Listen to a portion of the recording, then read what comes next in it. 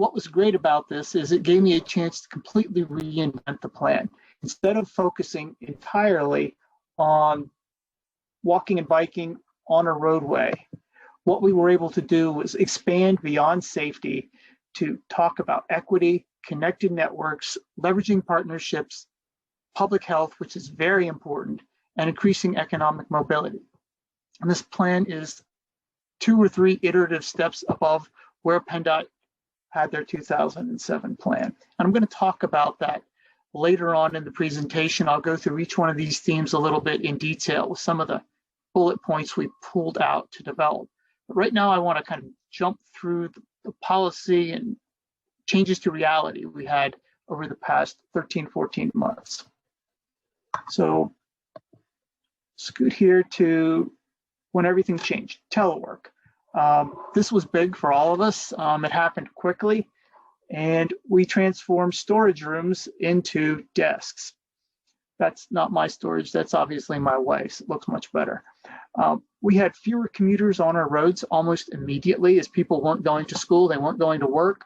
We had obviously lower VMT initially, kind of began to even out over time, especially as there were school openings and school closings back down. Essential workers had to get where they needed to go.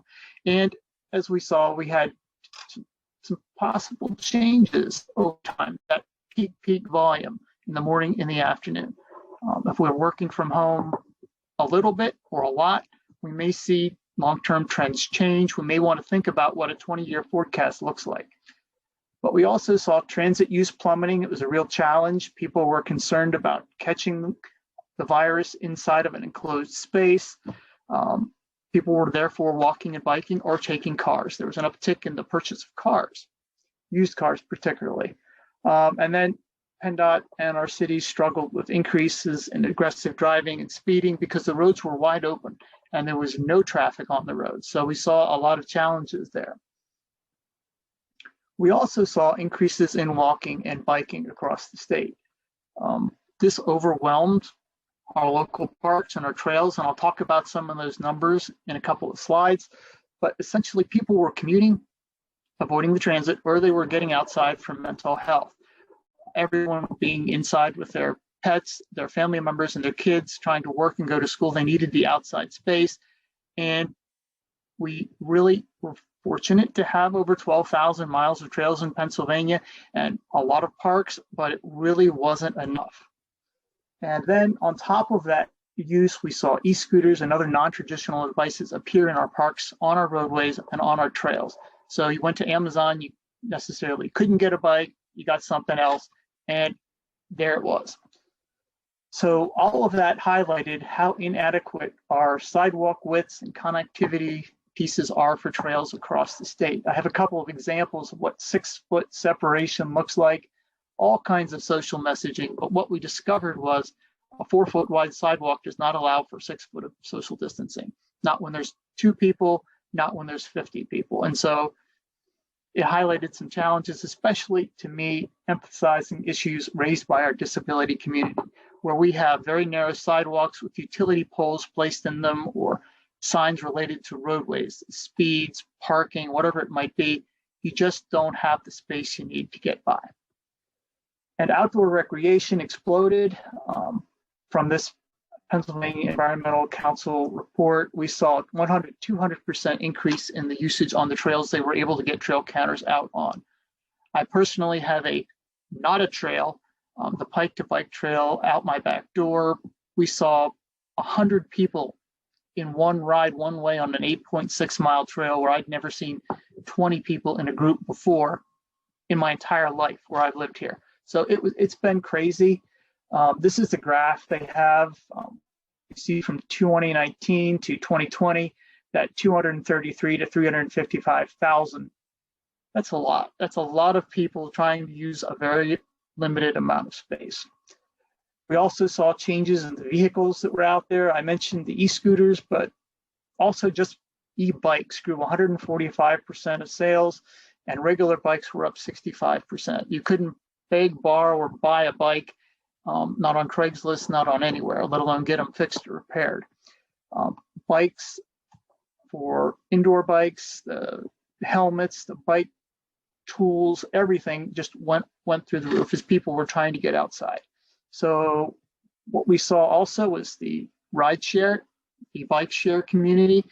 They closed them down initially. They've opened them back up. And City Bike, as you can see here, really exploded. 42 million miles ridden during 2020, and they replaced bikes with e-bikes. E-bikes tend to get 2 to 3 times the number of trips per day, and the trips tend to be longer. Instead of 1 to 1.5 miles, they're 2 up far as 3 miles a day. So they are much preferred by the customers. I think it has to do with helping people out who may not necessarily be in the greatest of shape riding up and down the hills. Outdoor recreation everywhere else. We see the kayaks, camping gear, soccer, lacrosse, skateboards, scooters, everything increased. The sales increased, and you couldn't get them. Along the way, our partners at DCNR were jumping on the work for their comprehensive outdoor recreation plan. That's now up on their website at the link you can see there below. I highly recommend you take a look at that. They kind of had to do a pivot. I was lucky enough to be finished. They had to pivot in the middle of the pandemic, complete this from home, and really point out some of the issues they were having with how valuable a park within 10 or 15 minutes of every resident would be, with real life examples. I particularly like the language here. Came out of the introduction letter by Cindy Dunn. She said, by helping us explore the nature of our communities, the trails of Pennsylvania were there to help us get through a year full of unknowns, surprises, firsts, and changes. And I think that really captures the value of outdoor recreation as well as active transportation generally. Being outside, being exposed to the environment was really helpful, a lifesaver mentally for a lot of people. So to circle this back to the active transportation plan we have in Pennsylvania, this is an example of how transportation changed from 1919 through the modern era, 2016, when they completed this little piece here. And it's an interesting humanities piece tied to transportation because it talks about one family's history living in one place in England. We have a great-grandfather who at age 8 in 1919 walked 8 miles to go fishing, or 6 miles, excuse me. And then as time passed, the grandfather walked about 1 mile, then the mother walked a half a mile. And then the son, who's now in a subdivision, you can see there in Greenside, he walks 300 yards to the end of his street. So between 1919 and 2016, a lot of things changed. Land use changed particularly, but the automobile is what really changed. The mass production of the automobile, and you can see the M1 freeway there is highlighted, and that's quite a barrier for anybody trying to get around. So you can understand perhaps why things changed, but it's been a gradual change, and active transportation became less a focus of what we all do.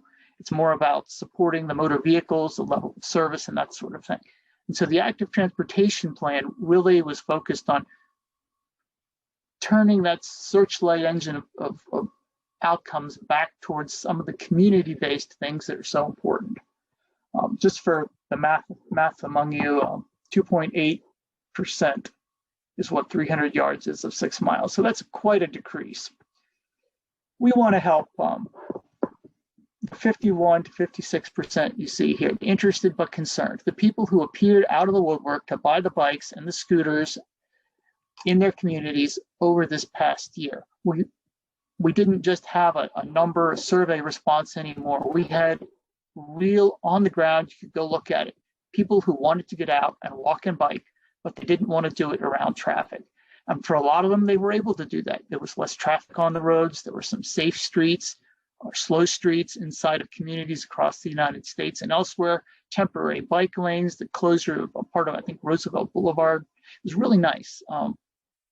We were able to help people out, and we're trying to think about how to make that permanent. How do we get those people make a permanent change?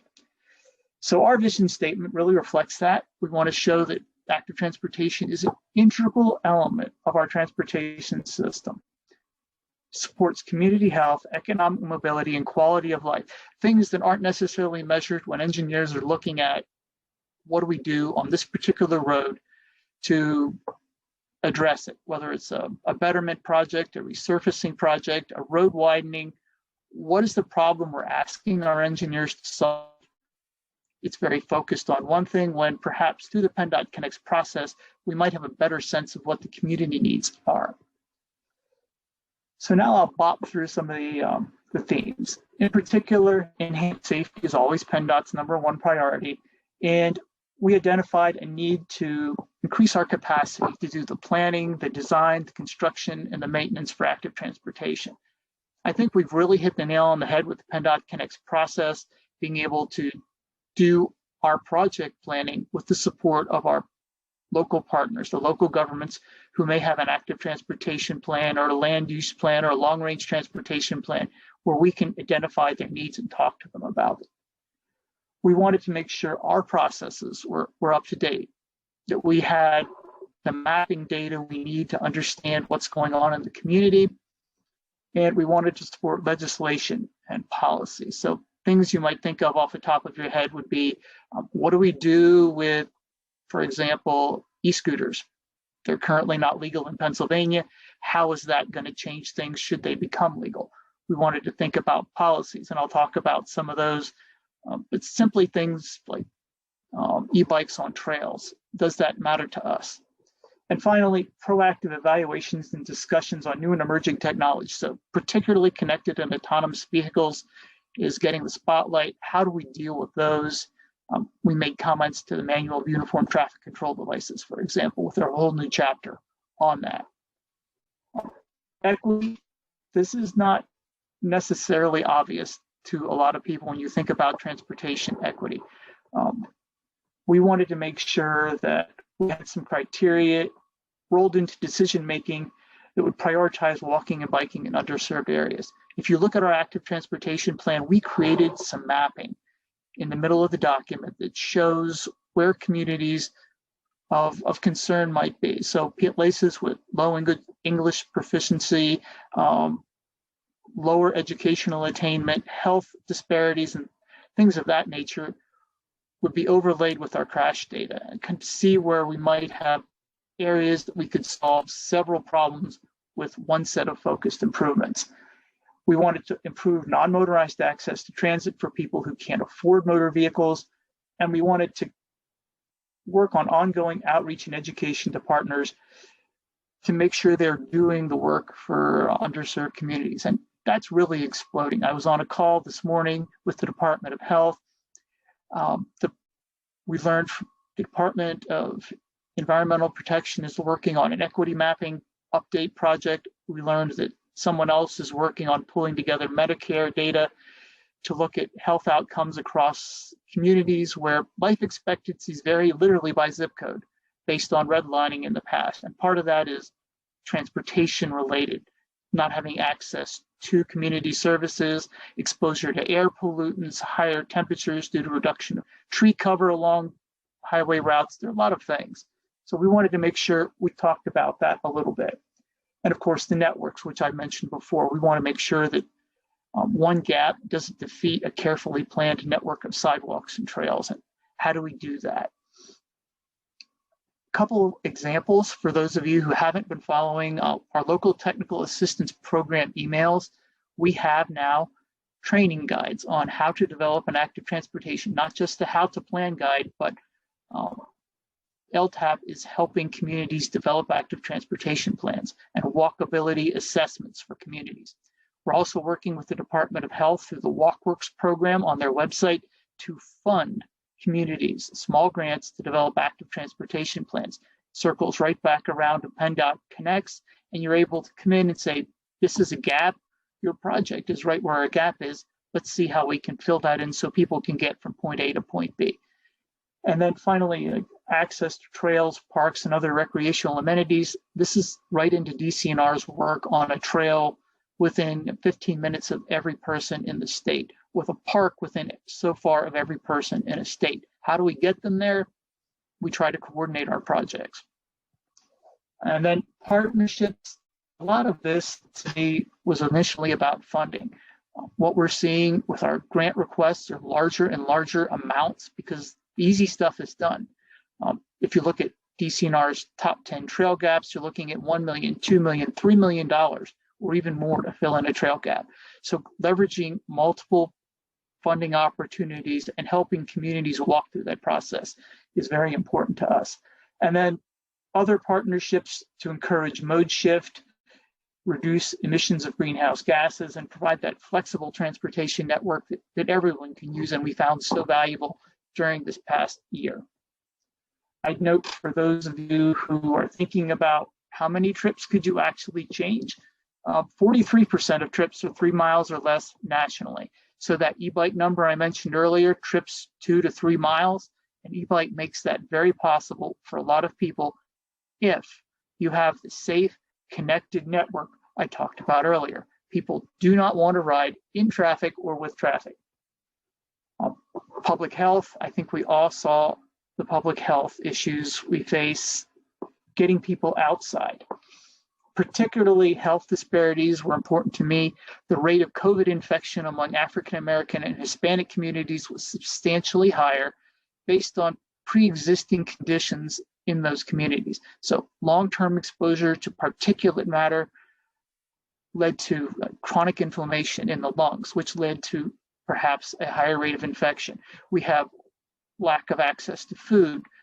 And so that active transportation piece can help communities reduce emphysema, heart disease, diabetes, depression, dementia, and Alzheimer's, all of which are invisible negative externalities to transportation projects and decisions over the past 50 years. We have an opportunity to save lives and save dollars with active transportation. And through here, we want to engage our health partners in development of policy and those transportation plans. And then one of the things we've done with the Transportation Alternative Set-Aside program is we've asked the question about the disadvantaged communities and how this grant might affect them. Tell us about the community in the area where this grant is. Go beyond a couple of demographic statistics you pulled off of the website. Talk about whose needs are there. Talk about some of the health outcomes. We're encouraging to think bigger than just transportation. In economic mobility, this is a two-level thought process here. Locally, land use policies and practices to support the livability to the community. So people can choose to live in their communities longer. AARP's survey results show that 77% of people would like to remain long-term in the residence they currently own in their community. And they're going to age out of driving licenses eventually. So Uber is not going to solve all our problems. They're going to be able to want to walk to church, the post office, the school, to their neighbors, to the library, whatever it might be within their community. So developing a plan, keeping the sidewalks up to date in terms of ramps, lighting, maintenance, all of that is super critical. And then on the other side of that, we want to improve access to jobs. We want to recognize that tourism is one of Pennsylvania's leading industries. So when people come to your community and they see it's bike friendly and there are trails there and there are parks, it's much more attractive for them.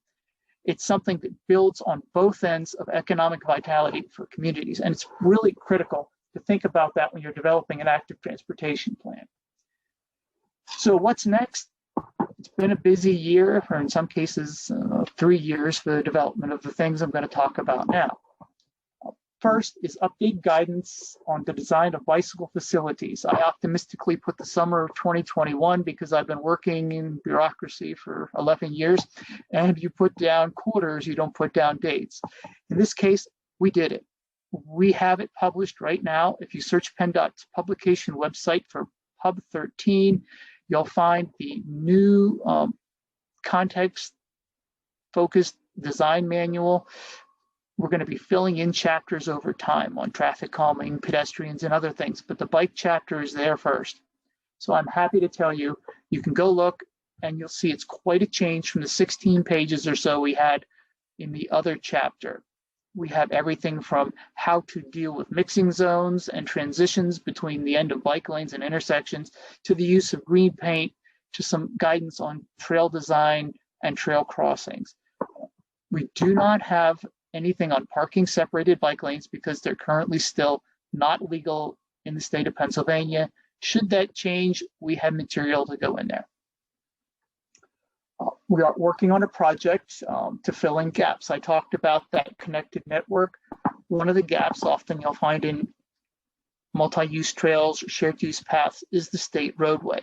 So we are doing a pilot project in our District 4 to create a geodatabase of all the trail crossings on state roads and identify the conditions there. So posted speed limit, number of lanes, what type of signing and pavement markings we have, so that as we go through our PennDOT projects, we're able to say, there's a trail here, here's the owner we need to talk to, how can we improve this trail to make it something that's even more accommodating and better?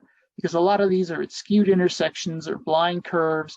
We may not have the signs at the right distance anymore because the speed limits have been changed. There's a lot of little boxes to check. And this will give us an opportunity to develop a process, expand it to our other districts. And additionally, we intend to have this open so our planning partners at the MPO level can go through and put the same kind of data in for the crossings on local roads. So we'll have eventually a regularly updated map of our trail crossings that says, here's where we need to do the work as we get to the project. And that is sometime in the fall, probably around October, we'll have that completed with the pilot project, and the process will roll out to the districts. And finally, a new policy on trails and limited access right of way.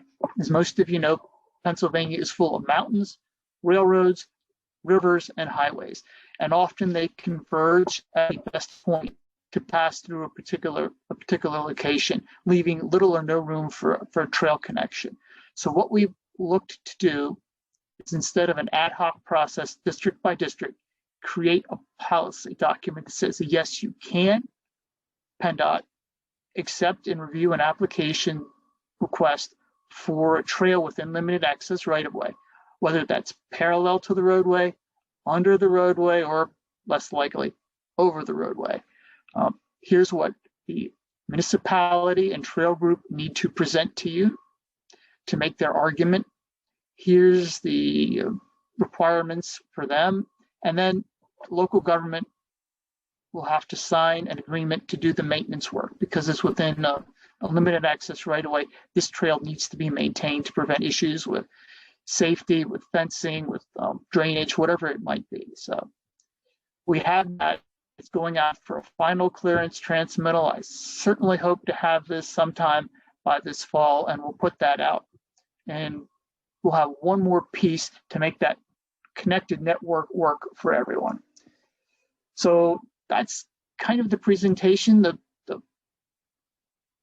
real particular point I want to make is that while COVID was a terrible, horrible, difficult time for so many people, it really presented a case study in why active transportation is so critical for communities across the Commonwealth, and that active transportation is bigger than just getting from point A to point B. It has health and equity impacts for every single level of our society. And I encourage you to go take a look at it along with DCNR's guidance on their outdoor recreation plan. And everyone, please join me in thanking Roy for his time. This was a really informative presentation, and we appreciate you coming and speaking to us. I'm glad to do it anytime. Thank you for inviting me.